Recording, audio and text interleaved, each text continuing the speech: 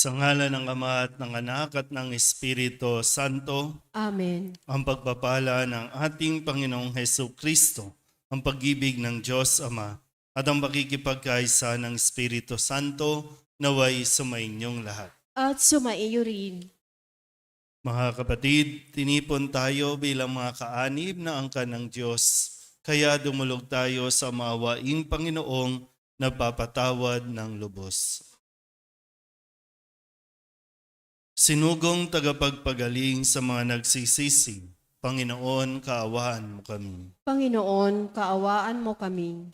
Dumating na tagapaganyayang mga makasalanay magsisi, Kristo, kaawaan mo kami. Kristo, kaawaan mo kami. Nakaluklok ka sa kanan ng Diyos Ama para ipamagitan kami. Panginoon, kaawaan mo kami. Panginoon, kaawaan mo kami. Kaawaan tayo ng makapangyarihang Diyos, patawarin tayo sa ating mga kasalanan at patnubayan tayo sa buhay na walang hanggan. Amen. Manalangin tayo. Ama naming makapangyarihan, ang sanlibutan ay iyong binabago sa mga pagdiriwang namin ng iyong pagsagip sa tao. Umunlad nawa ang iyong sambayanan sa iyong mga pamanang pang magpakailanman at huwag nawang magdahop sa iyong tulong sa kasalukuyan sa pamamagitan ni Hesu Kristo kasama ng Espiritu Santo magpasawalang hanggan. Amen. Maupo po ang lahat.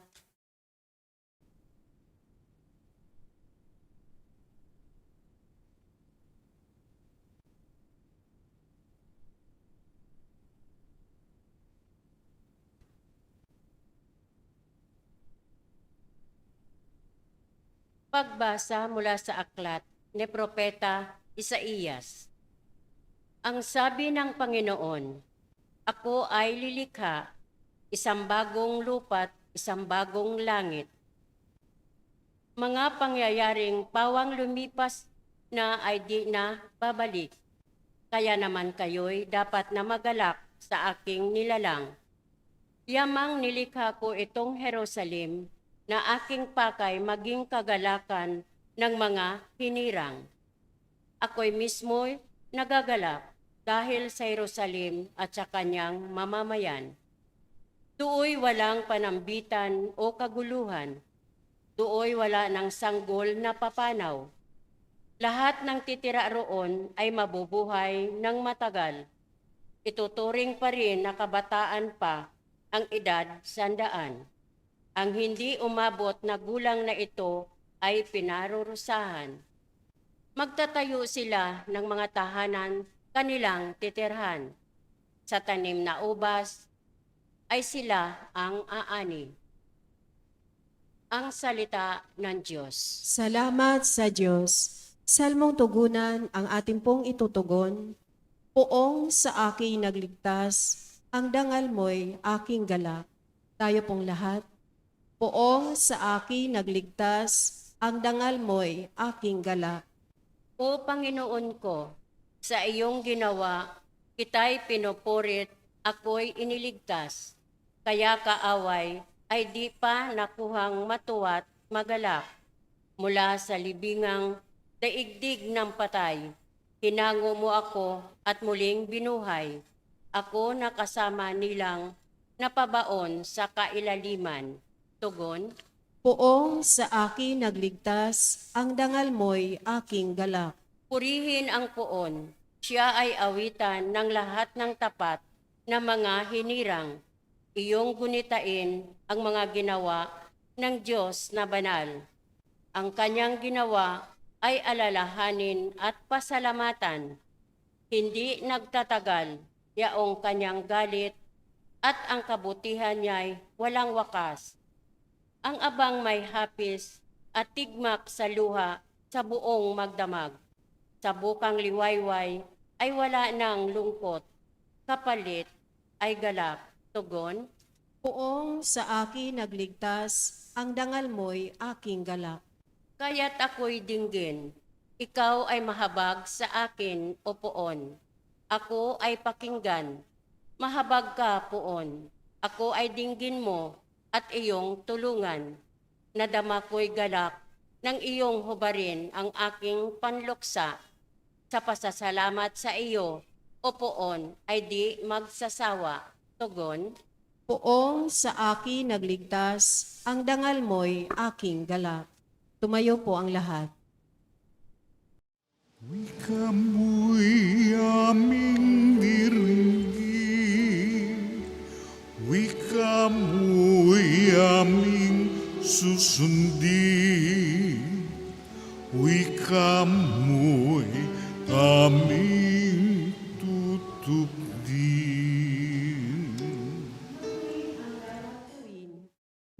Masamay iwasan natin at tayo ay bubuhayin. Ang Diyos ay sa atin.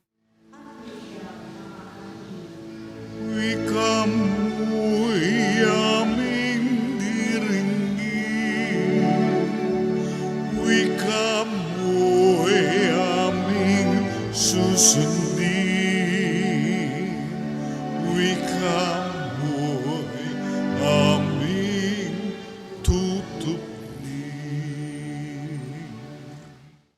Sumainyo ang Panginoon. At sumaiyo rin. Ang mabuting balita ng Panginoon ayon kay San Juan. Papuri sa iyo, Panginoon.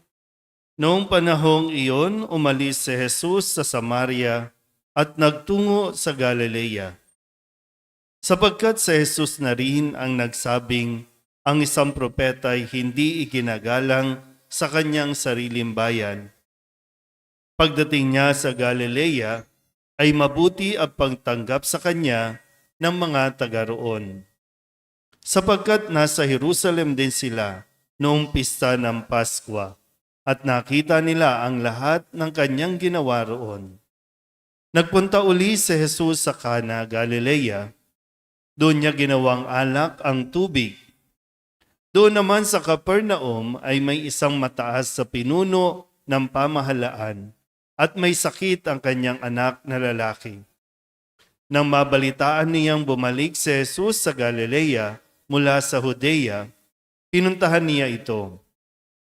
Pinakiusapan niya itong pumunta sa Capernaum at pagalingin ang kanyang anak na naghihingalo. Sinabi sa kanya ni Jesus, hanggat hindi kayo nakakita ng mga palatandaan at mga kababalaghan, hindi kayo mananampalataya. Ngunit sinabi ng pinuno, tayo na po, Ginoo, bago mamatay ang aking anak. Sumagot si Jesus, umuwi na kayo, magaling na ang inyong anak. Naniwala ang lalaki sa salita ni Jesus at umuwi nga siya. Sa daan pa'y sinalubong na siya ng kanyang mga alipin at sinabing magaling na ang kanyang anak. Tinanong niya sila, anong oras siya gumaling? Siya po'y inibsan ng lagnat kahapon mag-aalauna ng hapon. Tugon nila. Naalaala ng ama na noong oras na iyon, sinabi sa kanya ni Jesus, magaling na ang iyong anak. Kaya't siya at ang kanyang buong sambahayan ay sumampalataya kay Jesus. Ito ang pangalawang kababalaghang ginawa ni Jesus sa Galilea, pagpunta niya roon, buhat sa Judea. Ang mabuting balita ng Panginoon. Pinupuri ka namin, Panginoong Hesukristo. Mopo po ang lahat.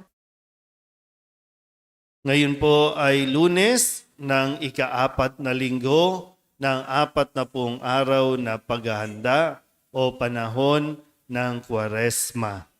At muli sa linggong ito, dahil papalapit na tayo, kumbaga 2 linggo na lamang at tayo po ay papasok na sa mga mahal na araw na tinatawag.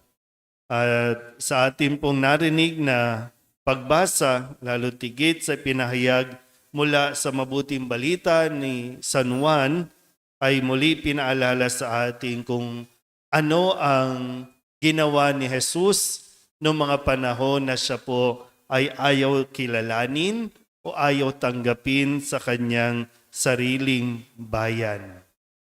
Kung babalikan niyo po yung kwento, nung siya po ay nagpapahayag, Hindi siya tinanggap ni kinilala yung kanyang husay sa hindi natin malaman na dahilan. Kung kaya, umalis si Jesus doon sa bayan na yon at doon siya nagpunta sa mga bayan na kung saan ay mayroong kumikilala at mayroong tumatanggap sa kanya. Ilan sa mga bayan na ito na kanyang pinuntahan, itong sa Cana, Galilea at sa Capernaum, at dito po ay nagpamalas siya ng kumbaga mabiyaya no, na pagpapagaling doon sa anak ng isang pinuno na sa kalaunan ay natuturing kilalanin at tanggapin si Jesus. Makikita niyo po no, yung kumbaga kailangan natin mas maunawaan kung ano yung mas mabuti at mas mainam na maging pag-uugali natin kaysa doon sa nananatili tayo sa pakiramdam na rejected tayo. Kasi totoo naman, no, mayroong manre-reject, mayroong tatanggap. So bakit ka mananatili doon sa ayaw sa iyo kung meron namang mga may gusto rin sa iyo? Nauubos yung parang marami na siguro tayong nasayang na panahon dahil lamang gusto nating igiit na magustuhan tayo ng mga grupo na gusto natin. Hindi tayo tuloy nakakausad. No? Para bang marami pa sana tayong pwedeng natulungan, marami pa sanang tao ang pwede mong napasaya, ang pwede mong nahikayat, o kung ano mang mga mas magaganda o positibo, kaya lang masyado kang affected doon sa mga taong ayaw sa iyo. Tapos mamumuhay tayo sa kalungkutan. Tapos isip tayo ng isip. Samantalang mayroong palang nangangailangan at mayroon palang mag-a-appreciate ng halaga mo. Mayroon palang mapapabigyan o mayroon palang yung kung ano yung sayo, yung angking mong talino, talento, mas mapapakinabangan pala yan sa ibang lugar, sa ibang tao. Kaya lang, no, mas inuna mo yung pagdadrama, mas inuna mong i-entertain yung emosyon na, ay, bakit hindi ako tanggap? Ano ba, pangit ba ako? Wala ba akong naitulong? Wala ba akong magandang ginawa? Wala ba akong sinabi? Kaya yan, namumuhay tayo sa kalungkutan. Ang hindi mo tuloy nakikita yung pinaka-essence mo, yung halaga mo. Hindi mo tuloy nakikita yung worth, no, na mayroon ka. Sayang yung panahon. Baka matagal ka na dapat na umalis, matagal ka nang lumipat, no, pwedeng sa ibang kumpanya. Mahirap po yung parang sabihin, sa mga may trabaho po minsan, no, kaya hindi na nagiging masaya yung pagbabalik mo sa trabaho kasi parang for the sake na lang na kailangan mo kasi ng trabaho, kailangan mo kasi ng sahod. Kaya diyan ka na lang, natatakot ka na umalis, natatakot ka na mag-take ng risk. Kaya kahit ayaw sa'yo, stay ka na lang. Hindi ka tuloy nag-grow, hindi ka lumalago, hindi ka nagmamature. Dahil lang doon, maganda siguro no, na mas mapagnilayan natin itong aspetong ito sa buhay natin. Tandaan mo, mayroong, mas maganda sigurong sabihin, tandaan mo, mayroong kang pakinabang. Mayroong kang pakinabang sa ibang tao. Huwag mong ipilit yung iyong sarili sa mga taong gusto mo na ayaw naman sa iyo at hindi ka pinahahalagahan. Kasi magaling ka eh. Kaya lang, ayaw ka nilang kilalanin. E di doon ka na sa mga mag-a-appreciate talaga sa angkin mong galing. Yan ang ginawa ni Jesus. Kaya mas marami pa siyang natulungan, mas marami pa siyang naabot ng mga tao na nangangailangan ng pagkalinga, nangangailangang makaramdam ng presensya ng Diyos. Amen? Tumayo po ang lahat. Dahil sa pagtitiwalang tutugunin ng Diyos Ama ng buong kalugod-lugod ang ating mga kahilingan kung tayo ay mananalangin sa Kanya ng may pananampalataya. Ilapit natin ngayon sa Kanya ang ating mga pangangailangan. Ang ating pong itutugon, Panginoon, dinggin mo ang aming panalangin. Panginoon, dinggin mo ang aming panalangin.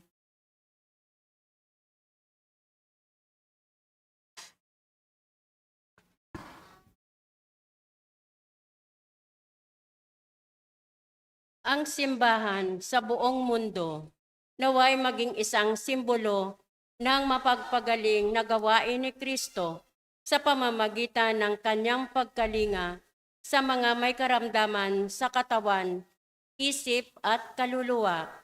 Manalangin tayo sa Panginoon. Panginoon, dinggin mo ang aming panalangin. Ang mga doktor, nurse at iba pang nangangalaga sa mga may sakit, naway magpakita ng habag at kabutihan ni Jesus sa pagkalinga sa pinakamaliliit na lipunan. Manalangin tayo sa Panginoon. Panginoon, dinggin mo ang aming panalangin. Itong Kwaresma, naway maging panahon ng paghilom at pagkakasundo para sa mga pamilya at pamayanan. Manalangin tayo sa Panginoon. Panginoon, dinggin mo ang aming panalangin. Ang mga may sakit at nagdurusa, naway makatanggap ng pagpapaginhawa at pagtataguyod mula sa kanilang pamilya, mga kaibigan at mga kapitbahay. Manalangin tayo sa Panginoon. Panginoon, dinggin mo ang aming panalangin. Ang mga mahal natin sa buhay na yumao na ay magtamasa nawa ng walang katapusan gantimpala bunga ng kanilang pananampalataya. Manalangin tayo sa Panginoon. Panginoon, dinggin mo ang aming panalangin. Idulog din natin sa Panginoon ang ating mga personal na kahilingan at mga panalangin para sa ating mga pamilya, kasama ang mga kahilingan ng mga nanonood sa online, lahat ng mga misang pasasalamat, special na intensyon, agarang paggaling ng mga may sakit, ang mga kaluluwa, ang lahat ng ito iniiling namin sa ngalan ni Kristong aming Panginoon. Amen. Maupo po ang lahat.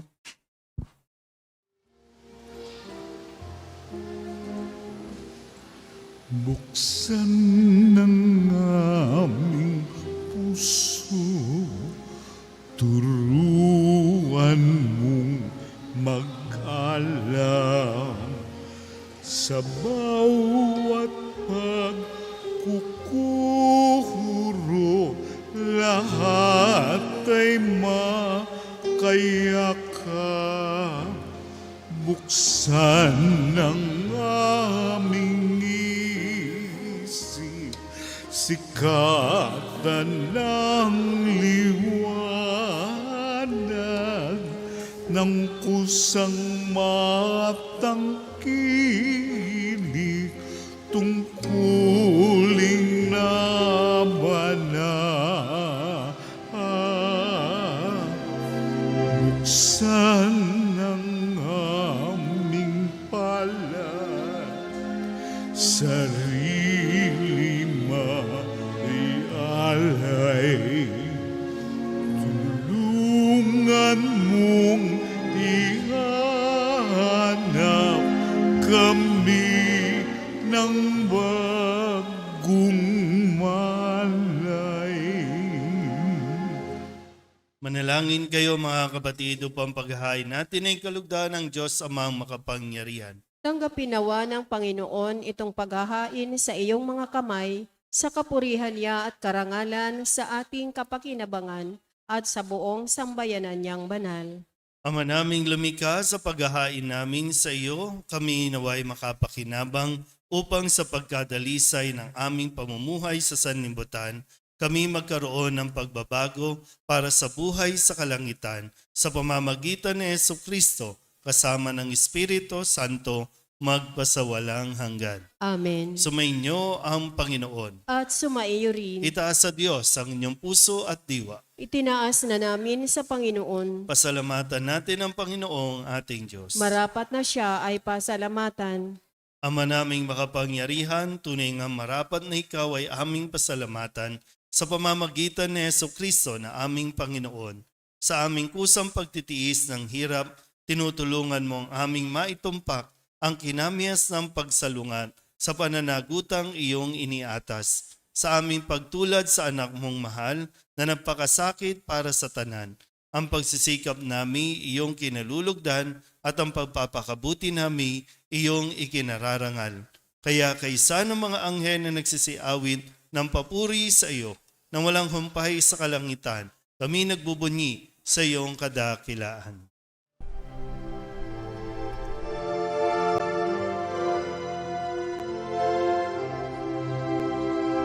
Santo, Santo, Santo, Panginoong Diyos makapangyarihan, napupuno ang langit at lupa ng kalwalhatian mo.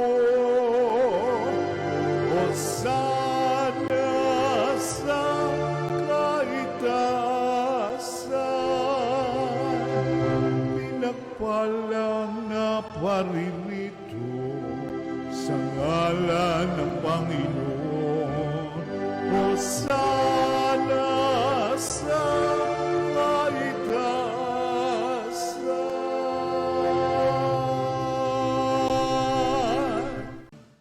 Ama naming banal, ikaw ang bukal ng tanang kabanalan. Kaya't sa pamamagitan ng iyong Espiritu, gawin mong banal ang kaloob na ito upang para sa aming maging katawan at dugo ng aming Panginoong Hesu Kristo.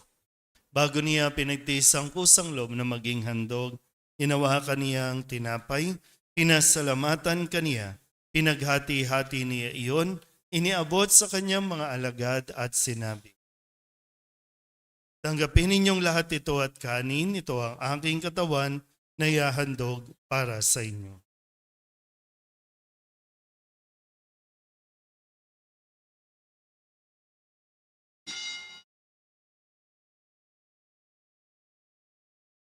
Gayun din naman nang matapos ang hapunan, hinawakan niya ang kalis, muli kaniyang pinasalamatan. Iniabot niya ang kalis sa kanyang mga alagad at sinabi, "Tanggapin ninyong lahat ito at inumin. Ito ang kalis ng aking dugo, ng bago at walang hanggang tipan, ang aking dugo na ibubuhos para sa inyo at para sa lahat sa ikapagpapatawad ng mga kasalanan. Gawin ninyo ito sa pag-alaala sa akin."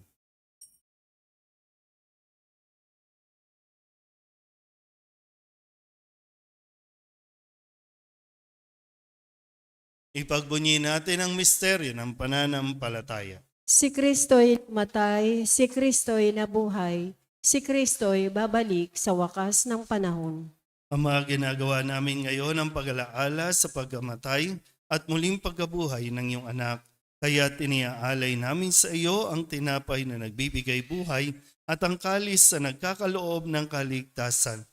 Kami napapasalamat dahil kami iyong minarapat na tumayo sa harap mo para maglingkod sa iyo. Isinasamo namin kami magsasalo-salo sa katawan at dugo ni Kristo ay mabuklod sa pagkakaisa sa pamamagitan ng Espiritu Santo. Ama, lingapin mo ang iyong simbahang laganap sa buong daigdig. Puspusin mo kami sa pag-ibig kaysa ni Leon na aming Papa at ni Jose na aming Obispo at ng Tanang Kaparian. Alalahanin mo rin ang mga kapatid naming nahimlay na may pag-asang sila'y muling mabubuhay, gayon din ang lahat ng mga pumanaw. Hawaan mo sila at patuloyin sa iyong kaliwanagan. Hawaan mo at pagindapating kaming lahat na makasalo sa iyong buhay na walang wakas. Kaysa ng mahal na Birhen Maria na ina ng Diyos, ng kabiyak ng puso niyang sa San Jose, kaysa ng mga apostol at ng lahat ng mga banal na namuhay dito sa daigdig na kalugod-lugod sa iyo. May pagdiwang nawa namin ang papupuri sa ikararangal mo sa pamamagitan ng iyong anak na aming Panginoong Heso Kristo. Sa pamamagitan ni Kristo kasama niya at sa Kanya, ang lahat ng parangal at papuri ay sa iyo, Diyos amang makapangyarihan, kasama ng Espiritu Santo, magpasawalang hanggan. Amen. Amen.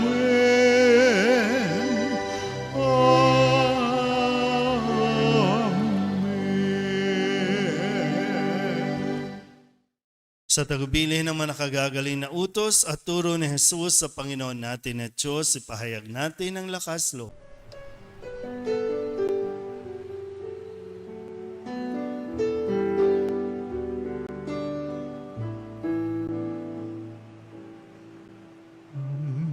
Namin sumasalangit ka, sambahin ang ngalan mo, mapasa amin ang kaharian mo, sundin ang loob mo.